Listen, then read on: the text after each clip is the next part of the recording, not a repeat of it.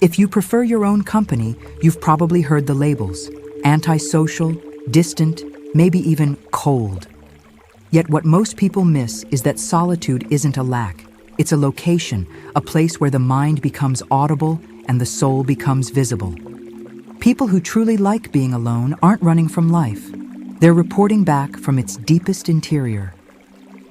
Today, we're unpacking 8 surprising qualities of those who prefer their own company, why these traits are secretly powerful, how to cultivate them without drifting into isolation, and how to protect them in a noisy world that confuses volume for value.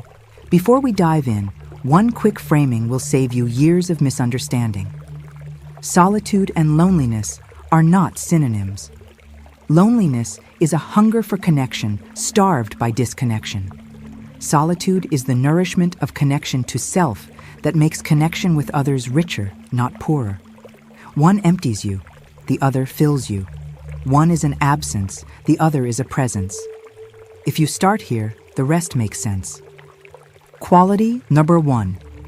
They possess quiet confidence rooted in self-sufficiency.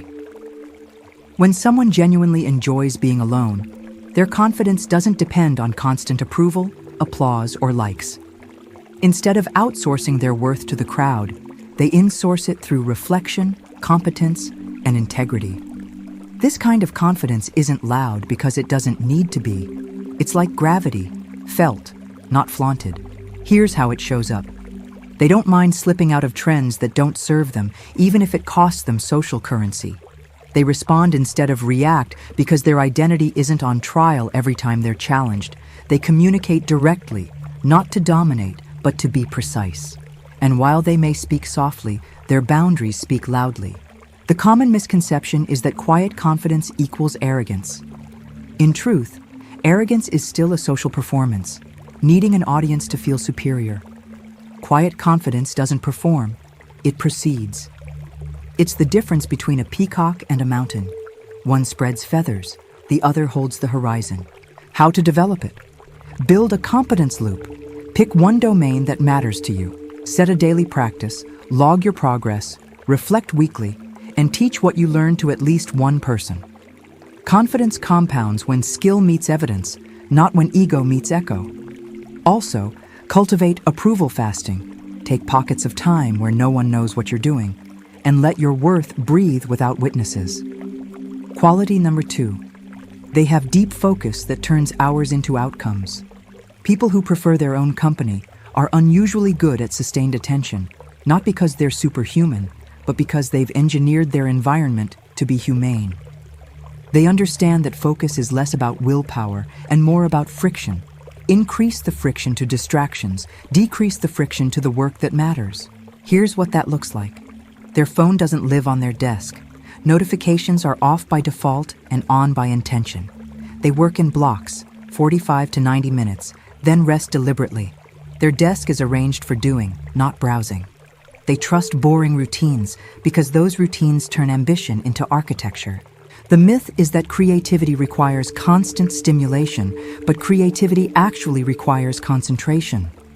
Novelty is the spark. Focus is the flame. Without focus, ideas evaporate as quickly as they appear.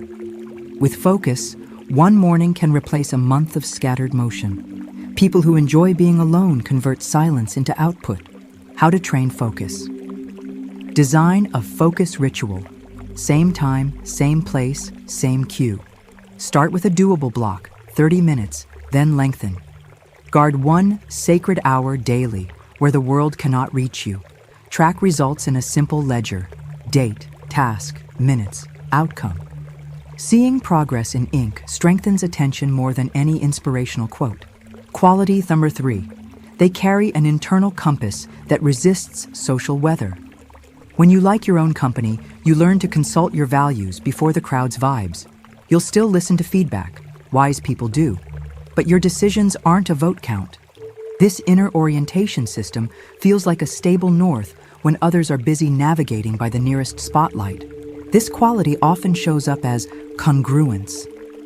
They say what they mean and do what they say because being alone has taught them to hear the noise of self-betrayal. They would rather disappoint others than abandon themselves. not out of defiance, but out of alignment.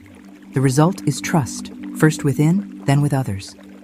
People intuitively relax around those who don't barter their soul for belonging. The shadow side is rigidity. An internal compass must be calibrated, not worshipped. If you never update your map, your north can become narcissism. The antidote is humility. Schedule regular map checks with mentors or peers whose integrity you admire. Hold your principles tightly and your preferences lightly. Quality number 4. They metabolize emotions through reflection rather than projection. Solitude teaches emotional literacy because there's nowhere to hide from your own weather. People who enjoy being alone get good at naming what they feel, tracing it to a cause, and moving it through the body without offloading it onto someone else. That's not suppression, that's stewardship. Notice the signs. When anger arises, they ask, what boundary was crossed? When envy shows up, they ask, what unlived desire is pointing at me? When sadness enters, they give it space to speak rather than chasing immediate dopamine. By the time they share with others, the emotion has been processed, which makes the conversation clean instead of chaotic. Misconception: they're emotionally cold. In truth, they often feel deeply. Solitude has sharpened their sensitivity. The difference is that they bring their feelings to the altar before they bring them to the argument. That makes relationships safer, not shallower. They don't make you responsible for their weather. They invite you to share the shelter. Practices that build this trait include journaling with structure, situation, sensation, story, skillful next step. Add breathwork or a walk to let the nervous system settle, then write. Finish with one sentence of self-respect. Despite how I feel, I commit to. Over time, your inner life becomes navigable instead of nebulous. Quality number 5. They maintain energetic boundaries that protect their best hours. People who prefer their own company understand that attention is an ecosystem, and not everyone should be allowed to graze there. They are generous with kindness and stingy with access. This isn't superiority, it's sustainability. Here's how it plays out. They don't accept every meeting. They put "Do Not Disturb" on the door and on their calendar. They exit group chats that turned into noise factories. They define friendship by reciprocity and honesty, not by proximity and history. They don't argue with energy vampires. They dim the circuit by walking away. This can be misread as aloofness, but the deeper motive is stewardship of life force. If your best hours are spent patching other people's holes, your ship never sails. Boundaries don't push people out. They protect what you bring in. The right people will thank you for having them. To strengthen this quality, write an access policy for your life. Who gets immediate access, delayed access, or no access? Which hours are sacred to your craft? What requests will you decline by default? Keep it visible for 30 days. You'll be shocked how many problems vanish when your policy does the talking. Quality number 6. They are original thinkers because they incubate outside the noise.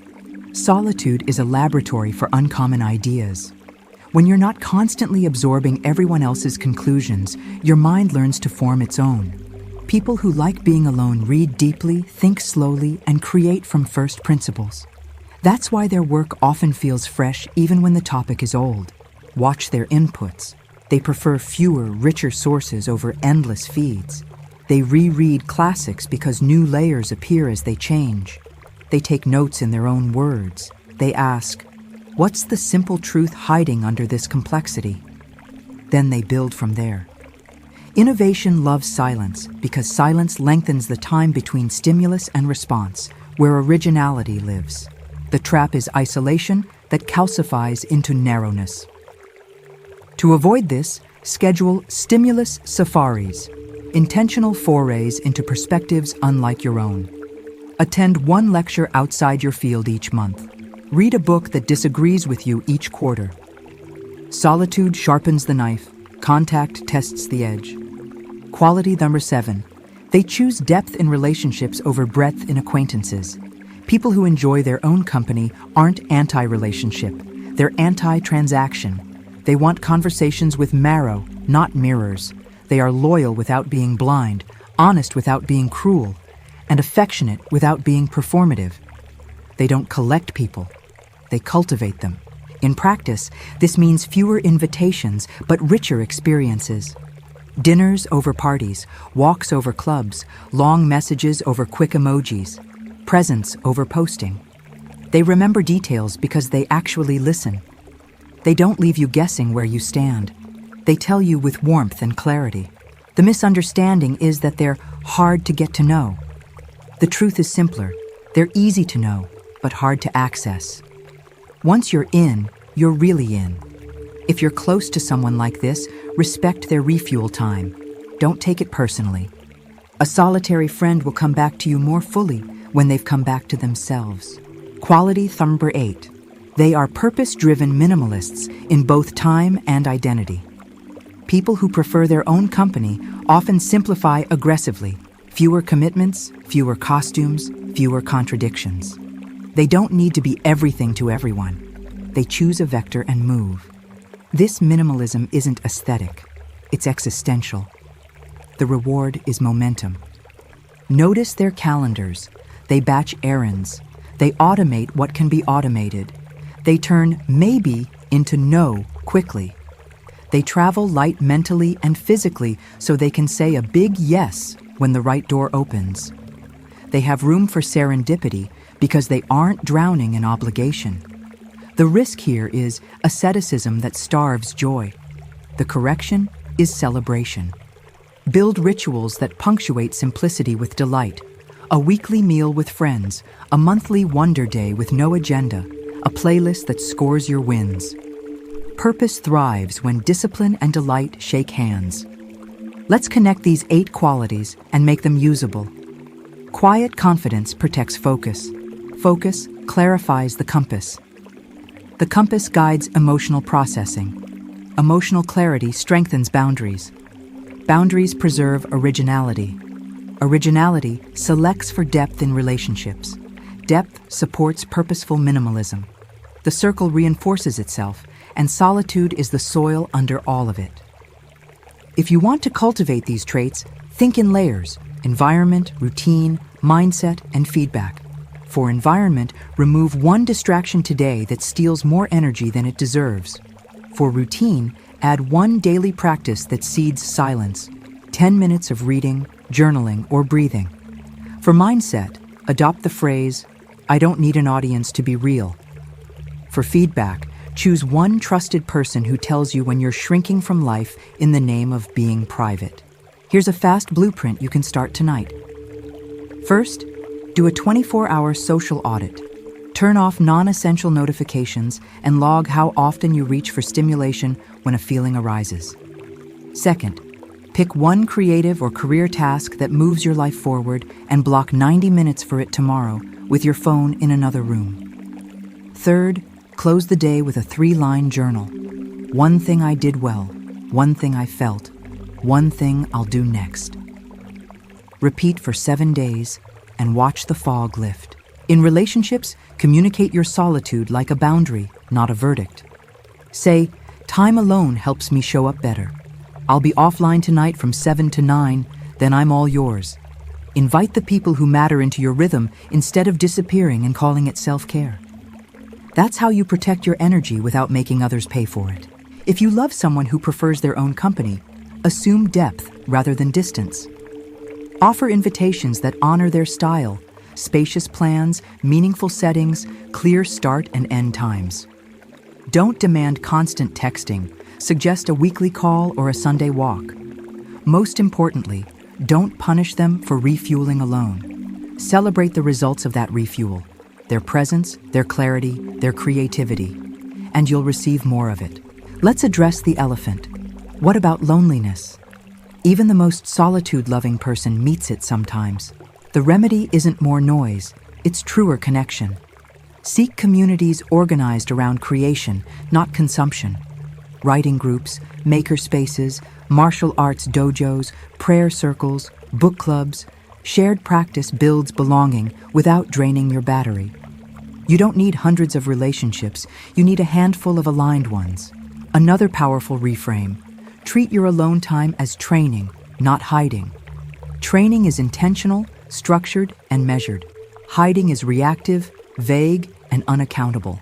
The same behavior can be either, depending on the posture. When solitude becomes training, it produces skill, serenity, and service.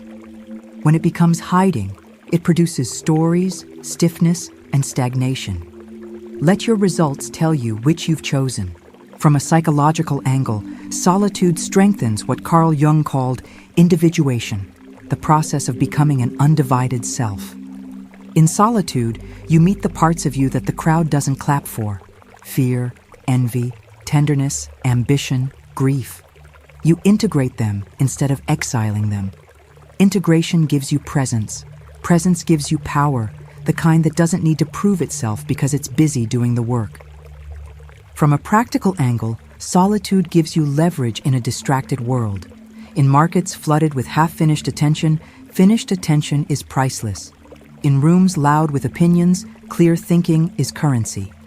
In relationships anxious for constant contact, grounded presence is a miracle. Every hour you protect multiplies your usefulness. Every boundary you honor compounds your freedom. If the world has ever made you feel wrong for loving your own company, consider this your permission slip to stop apologizing and start optimizing. You are not behind, you are beneath. Beneath the noise, beneath the hype, beneath the reflex to be seen more than to be substantial. Build your life from that depth and let results do the talking. To close, a simple manifesto for those who prefer their own company. I will choose silence over spectacle when clarity is at stake. I will trade approval for alignment when the two conflict. I will turn my feelings into feedback, not weapons. I will guard my best hours like a farmer guards the spring. I will create more than I consume, love fewer people more deeply, and keep my identity lighter than my purpose. I will be alone enough to be fully with you when I am with you. And I will consider my solitude sacred, not because it isolates me, but because it illuminates me. If this resonates, revisit the 8 qualities and pick one to practice for the next 7 days. Quiet confidence, deep focus, internal compass, emotional literacy, energetic boundaries, originality, relationship depth, and purposeful minimalism. One trait at a time, 1 hour at a time, one choice at a time.